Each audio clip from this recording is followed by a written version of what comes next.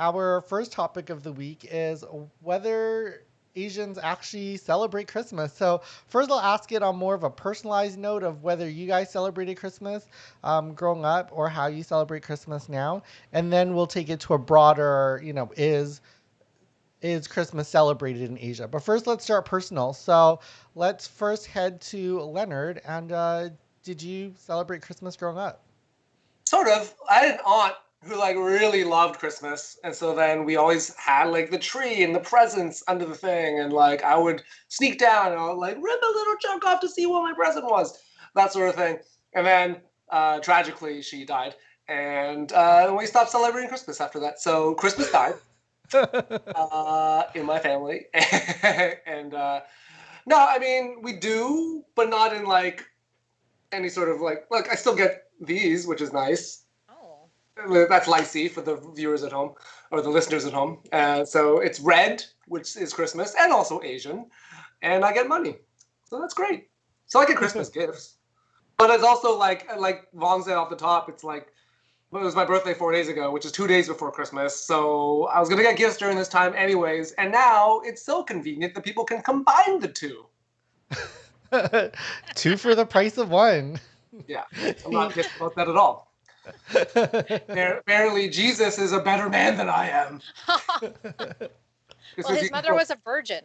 And he can also grow facial hair, and I can't. Okay, and over to Veronica. I'm assuming because the Philippines is the highest concentration of Christians in Asia, I'm going to assume that you were part of a very Christmas-heavy tradition.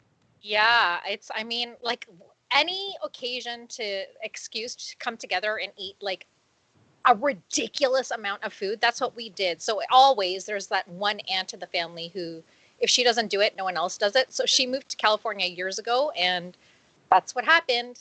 So Christmas doesn't happen. But when we were kids, it was like you go down to the basement and we all watch stuff. Tons of food upstairs. You bring it home in margarine tubs or like Ziploc bags or just foil. And then the uncle's upstairs watching dirty movies in the guest bedroom. You know, usual stuff. No? You don't gotta know? What movies? Just for research. They were called blue movies. I didn't know what that meant until. So what was their favorite Christmas porn? I'll have a blue. No, I don't know. I have no idea. It's like, will you stuff my stocking? Well, we played hide and seek, so if you went into that room, it was like a big surprise. I thought that's just weird. It's just a bunch of like dudes watching porn together. Like I just think that's weird. At a family Christmas? I want to see what your face looks like when you have an erection. Like that's. And I remember it was like the old movie projectors too, because wow. So so basically, like for you, like for your uncles, Christmas was like a stag party from the 70s.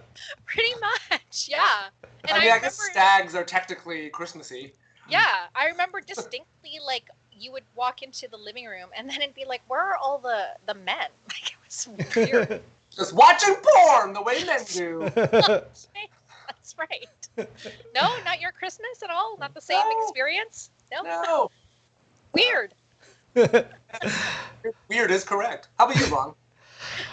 So for me, I do want to shout out our first comment of the week from Facebook, from Elia, who says Semangat. I don't know.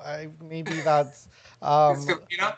a certain language. Maybe it might be Lao or Thai, and I'm not reading it correctly. So it might be saying happy birthday. I mean, happy Merry Christmas or something.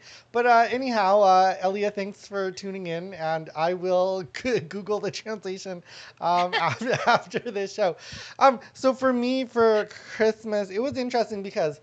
So, like a lot of different Asian immigrants, I wasn't born in Canada, I was born in Thailand.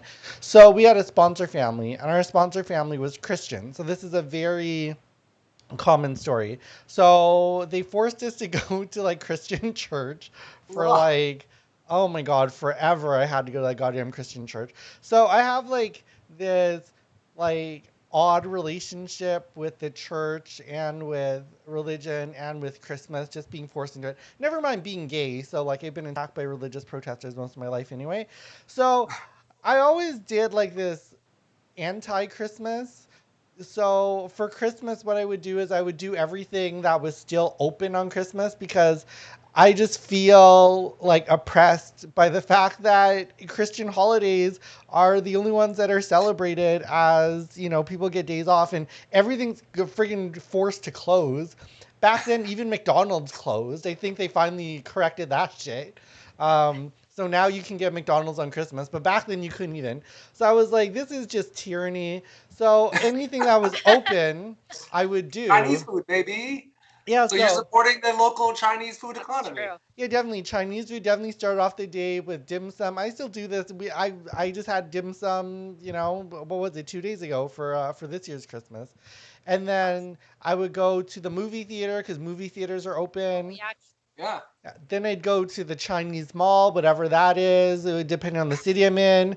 Obviously, in Toronto, it's Pacific Mall, so I'd go to Pacific Mall. Buy some counterfeit goods, get an iPhone case because why not? You're already there.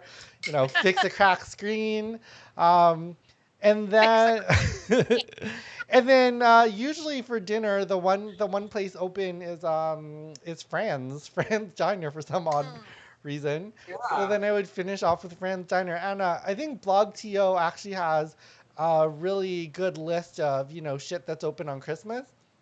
So if you want to like do an anti-Christmas, there's definitely people out there who support you. The only thing that pissed me off is when I started telling people that I did this, they were like, oh, and by people I mean white people. They would come up to me and they'd be like, "Oh, anti-Christmas." Well, they're the only people that count. If there's anything we learned from centuries of history, they are the only people out there. Well, they had the nerve to tell me, they'd be like, "Oh yeah, that's called Jewish Christmas," and I was like, "How is a Chinese person?" Because my mom's Chinese. I was like, "How is a Chinese person going to Chinatown to have Chinese food, Jewish Christmas?" Like, if the Jewish people are coming to Chinatown, that should still be called Chinese Christmas. Like, I don't know what the hell. Like, I don't go to, like, somebody else's neighborhood, like Italy, like Little Italy, and eat spaghetti and call that, like, Thai noodle night. Like, what the hell, people? To be fair, if you only did it one time a year and it was a special occasion. No. Yeah. Right? Then it requires naming, I guess. Yeah. It's not like the Jewish people do that around the clock. Like we do that. No, you cannot call it Jewish because like obviously Jewish places are open on Christmas as well. So I could go like have a bagel and I don't call that a Chinese bagel because like that's ridiculous. You don't go into somebody's neighborhood and like claim it as your own. So all you bitches, y'all need to stop with the Jewish Christmas shit. White people. Yeah, that's they go into other ones. That's called gentrification. Gentrification. There you go. Yeah. And if that were the case, then I would have to rename my childhood Christmases as Porn Miss. Yeah. Well, gentrification, I realize, is just colonization with Starbucks. and like pet like coffee shops or whatever it is they have. Well, what's funny is I'll just tell the story about Christmas, and it's actually one of the reasons why I'm with my boyfriend now, because this was one of the things that really came up early in our relationship. And, his family, and specifically his mom, they have like a big Christmas tree. They like doing Christmas things. And, he never pressured me to go for their Christmas dinner or any of that. And one time I sort of, I asked him why. Because in every other relationship I've had, it's been a big issue. Because I was like, no, I'm not spending Christmas with you because, like, I don't want to celebrate Christmas. There's like a lot of drama from my childhood about Christmas.